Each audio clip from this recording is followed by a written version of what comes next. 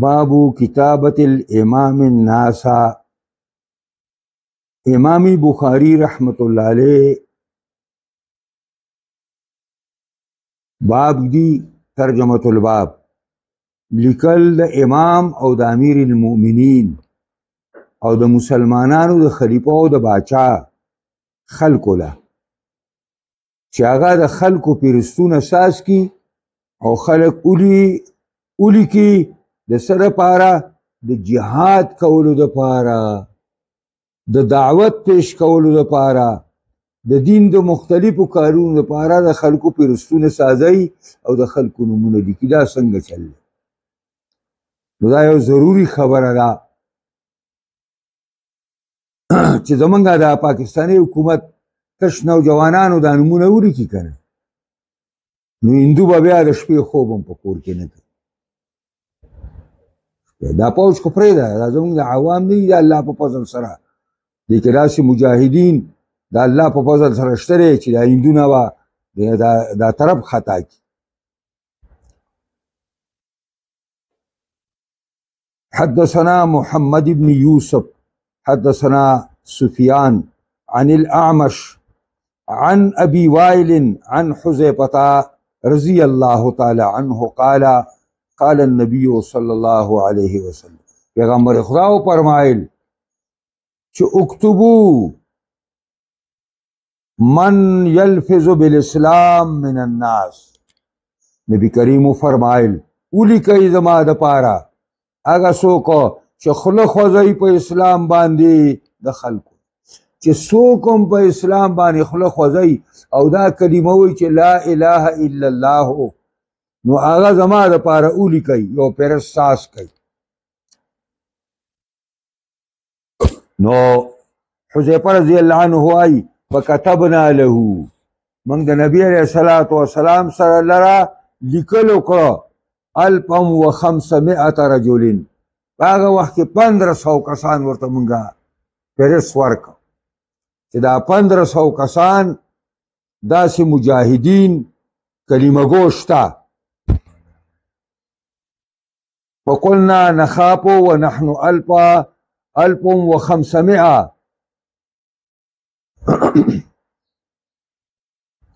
وی اوس منگ صحابه وویلی چې ناشنا خبره را نخاف منگ یریگو د کافر نزمنگ پڑھون کی یره را ونحن 1500 حالانکه منگا 1500 یو زمونږ پوج تش 15 لاکھ نه زیات دی، ټول پوج هر قسم پوج هر 15 لاکھ نه زیات دی، دا 1500 دي. نو صحابه وایي منګه اریان یو چې منګه 1500 یو منګه یریږو حالانکه زمونږ یو داسې وخت و. فلقد رأیتنا ابتلینا او پس یقینا منگا زانون لیدلیو چې منگا بانی ازمائش راگلیو حتی ان الرجل لیصلی وحده وخائف. یو سړی به ځان لمونځ کو یریده به یو سړی که یریږي خو یو سړی دی کنه. اوس 1500 کسان منگا یو منگا ولی د کافر نه یریږو. زه منگا سره 15 لاکھ فوج دی کنه او منگا سره 2.5 یا 30 کروڑ مسلمانان دی. دا خدای می دی قسمی چې دی دنیا تصرف تړي دا دنیا په بل طرف واړی ویر چې مجاهدین شي ډوډۍ خلاص نه چې تاسو روړو د پاره ګرځي او بار ته ځي او بیا راځي کور ته دغه نه چې مجاهدی رښتیا. حدثنا عبدان عن أبي حمزة عن الأعمش فوجدناهم 500.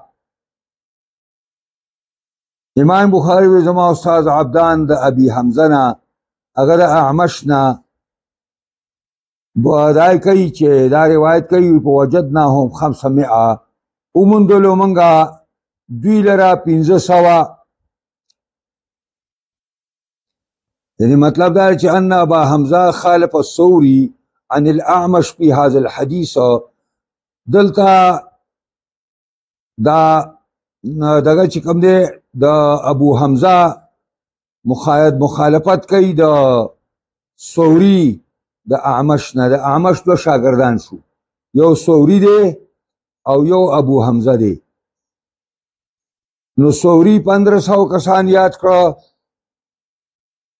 او دا بل شاګرد دی په دې حدیث کې مخالفت کوي هم په دغه سند باندې نو وايي 500 ولم يذكر الفا زر ورسنه یادی.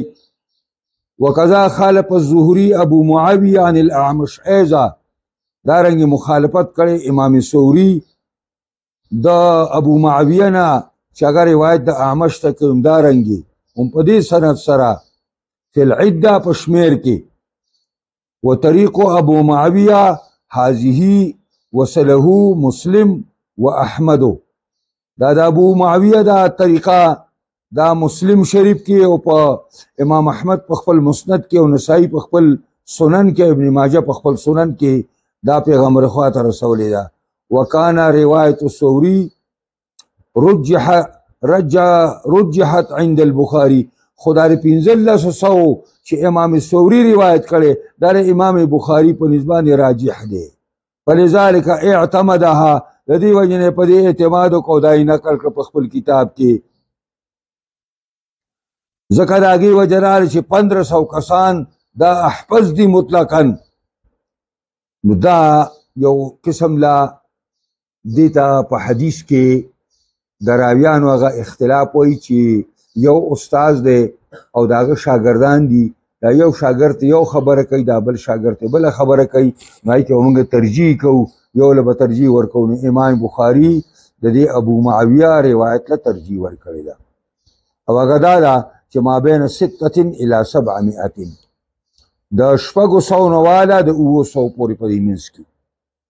حدثنا ابو نعيم حدثنا سفيان عن ابن جريج عن عمرو بن دينار عن ابي معبد عن ابن عباس قال جاء رجل الى النبي صلى الله عليه وسلم فقال يا رسول الله اني كتبت في غزوه كذا وكذا. یو سړی پیغمبر خدا ته راغی ورته ویلي زمانوم لیکل شوی دی په پلانې غزا کې چې ته پلاني او پلاني ځای لځې و امرأتي حاجة او خزمه د حج په نیت راوتې را حج لځي څه وکم جهاد لاړ شم که خپل ښځې سره لاړ شم.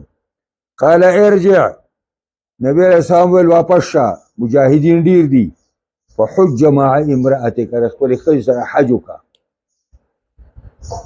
تا باندې په دې وخت کې د ښځې حفاظت دا د ټولو نه ضروري دی چې د دې حفاظت وکړي. اوس خو تې پړی وباسي او بار ته روانې شي جنۍ به دې نه چارسرې او پېښور ته ځي او ماشوم به مور سره نه ماشوم داسې وخت راغی موږ ته یاد دي چې موږ چېرته ښځه بغیر د ماشوم نه نه ولیدلې چې کور نه وتله ډېر ضرورت په دنیا یو ماشوم به ځان سره روان اگر چې ښځه به بوډۍ ولې نه وه مشره به ولې نه وه هلکه داسې نه سپین ږیرو اوس د دې نه پېښور ته جنۍ ځي نه او جوانې جنۍ او ځان له تنې تنها روانې سکول له روانې کالج له روانې دا ښه شګون نه دی. دا الحاد رو رو داسې نفوذ کوي او دا پرې خلکو کې دنده کېږي او الحاد ملحدین هغه فحاشي عام کوي بېدیني عام کوي ځکه د الحاد د ملحدینو الحاد به هلې چلیږي چې زناکاري ډېره شي او بې پردګي ډېره شي او بېدیني ډېره شي نو دوی به پکې بیا ساوالي دا دوی سمندر دی د ملحدینو.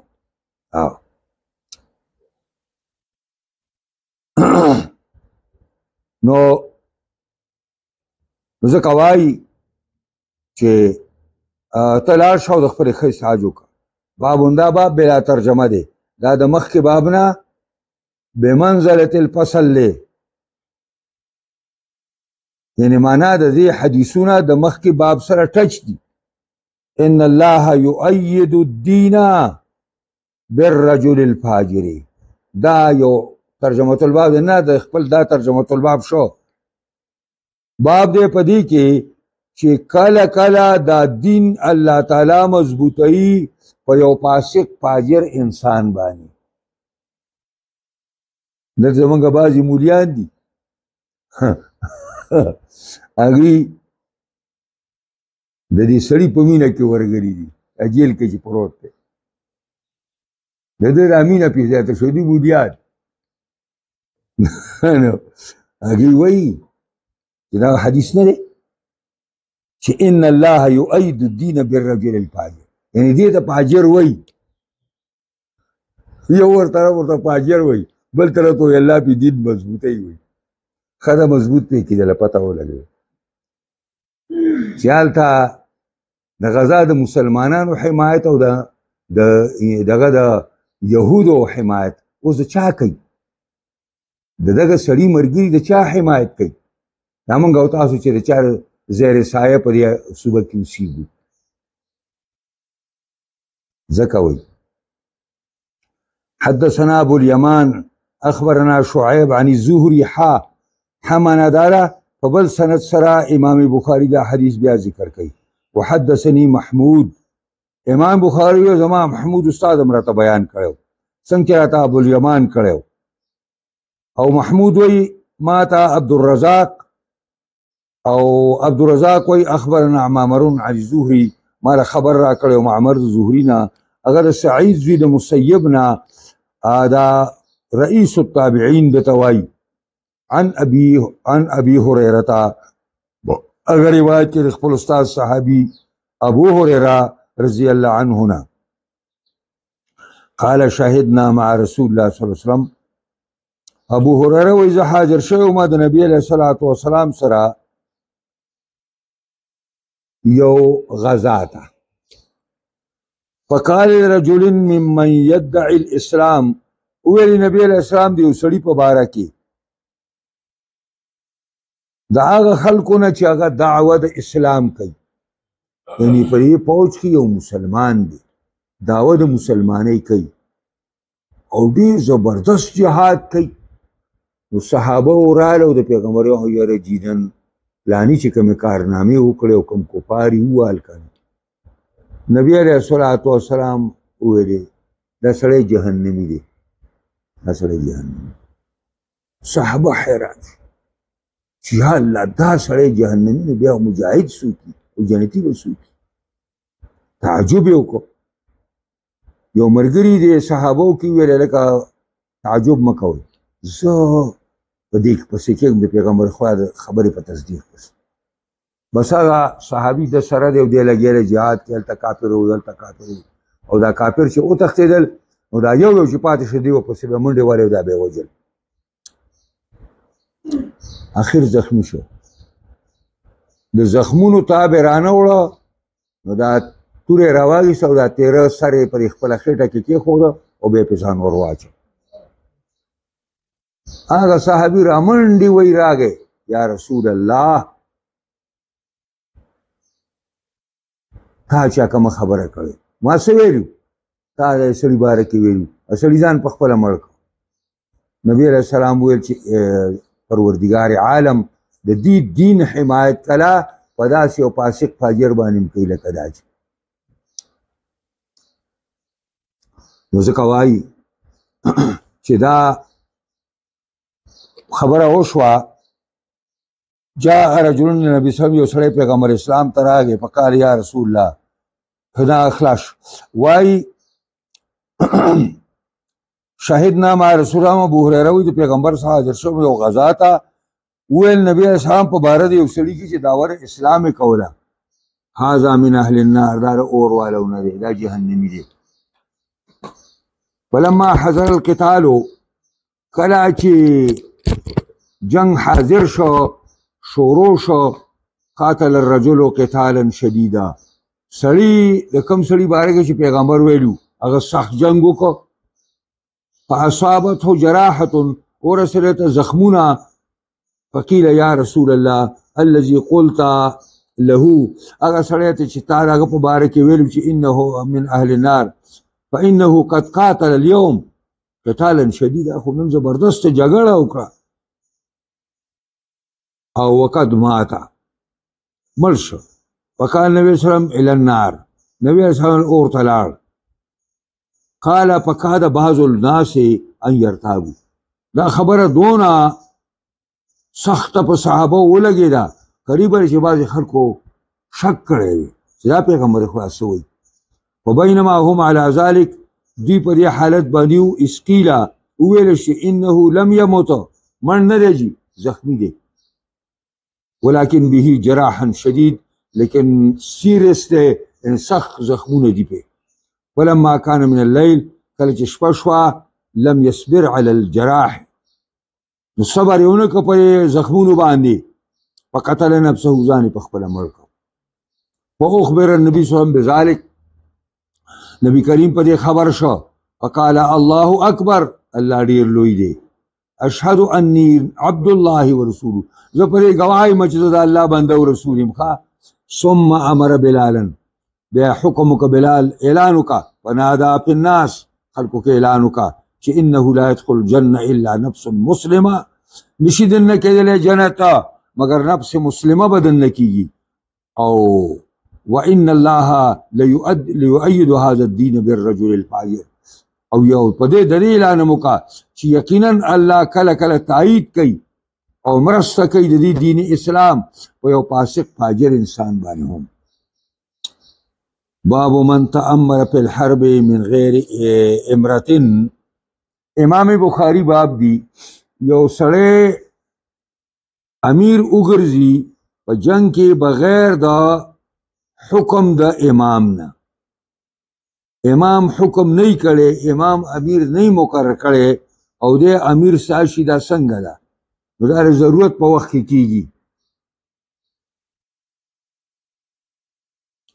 اذا خاف العدو، کله چې د دشمن نه یریږي، نو د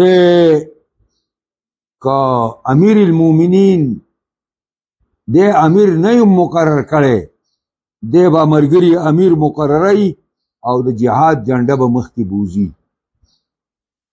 دا د موتی جنگ دی، غټه غزا ده، د عیسیانو سره ده.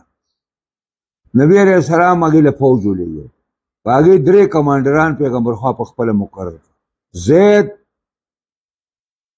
که زید نه نو جعفر تیار به د علي صاحب ورور دی، که دا نه نو عبدالله زوی د رواحه انصاري به. دا 3 کمانډران لاړ، جنگ شروع شو، زید شهید شو.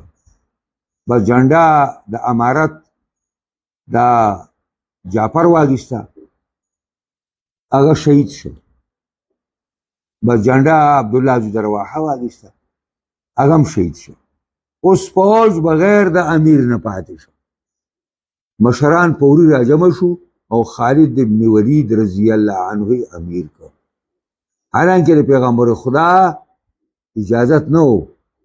اذا خاف العدو، کله چې د دشمن یری او دغسې کمانډران شهیدان شي او غټ امیر او غټ امام لري، نو دلته به د کمانډران راجمع کېږي او ځان له به امیر نیسي. نو خالد ابن ولید رضی الله عنه امیر شو. او دا نبی علیہ السلام په مسجد نبوي کې ناست خبر ورکوي صحابو ته، او د سترګو نه اوښکې بهیږي چې زید شهید شو، بیا جعفر شهید شو، بیا عبدالله زوی د رواحه شهید شو، بیا خالد امیر شو بغیر زما د اډر نه. او الله رب العزت هغه په لاس باندې فتح وکړه، میدان وګټلی شو. خو مونږه یو ډېر زبردست خلک زمونږ نه شهیدان شو او 3 وانه کمانډران په شهادت باندې ورسېدل. نو دا هغې ته اشاره ده. وایي چې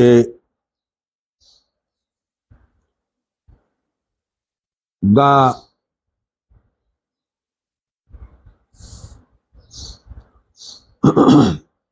حدثنا يعقوب بن إبراهيم حدثنا ابن علية عن أيوب عن حميد بن هلال عن أنس بن مالك قال خطب رسول الله صلى الله عليه وسلم فقال نبی علیہ السلام تقریر کوي مسجد نبوي کې صحابه راټول شوي دي او د موتی غزاله یو ډېر لویه دستره پوښتلې ده. فقاله نبی علیہ السلام په تقریر کې ویلې اخذ الرایة زید، اسلامی فوج جنډه زید اوچته کړه، په اصیبه قتل شهید شو. ثم اخذها جعفرون، بیا جنډه جعفر واغیسته، په اصیبه هغم قتل شو شهید شو. ثم اخذها عبدالله ابن رواحه، بیا جنډه واغیسته عبدالله زوی د رواحه انصاري رضی الله تعالی عنه، په اصیبه هغم شهید شو. ثم اخذها خالد بن ولید من غیر امرة، بیا اوچته کړله جنډې لره خالد زوی د ولید بغیر د امر د امیر نه. او دا دیتا ضرورت وی، الضروریات تبیح المحظورات دی، ځکه چې نبی دغه د حضرت عمر خلیفه هغه په دای کې او موته د شام په علاقو کې ده، د یورپ په علاقو کې ده. وفتح علیه، الله فتح وکړه په لاس هغه باندې. او ما یسروني دوه قسمه لفظ دی په حدیث کې، ما له نه خوشحاله کوي، یا او قال ما یسرهم، نه خوشحاله کوي دی لره، دی شهیدانو لره چې انهم عندنا، دی زما سره وی، ځکه دی پر خپل شهادت پوره مطمئن دي. او راوی وی و ان عینیه لتذرفانی، او د نبی علیہ السلام دواړه سترګې دا د اوښکو نه بهېدلې، او ویل چې دی شهید شو، دی شهید شو، دی شهید شو. او دا پکې د خوشحالۍ پهلو وه چې دې باوجود الله د خالد رضی الله عنه په لاس باندې فتح وکړله. او دا به تفصیلا راشي تاسو له په مغازیو کې چې حضرت خالد په دې ورځ باندې 9 تورې د هغه په لاس کې ماتې شوې وې، 9 تورې د کافرانو په وهلو. او آخري وی زما یو توره وه پلنه غوندې وه، وی هغه زما په لاس کې ټینګه شوه، بس دومره کافران یې والي وو چې د شمار نه وتي. دا ریزه به بس کو باب العون بالمدد ان شاء الله.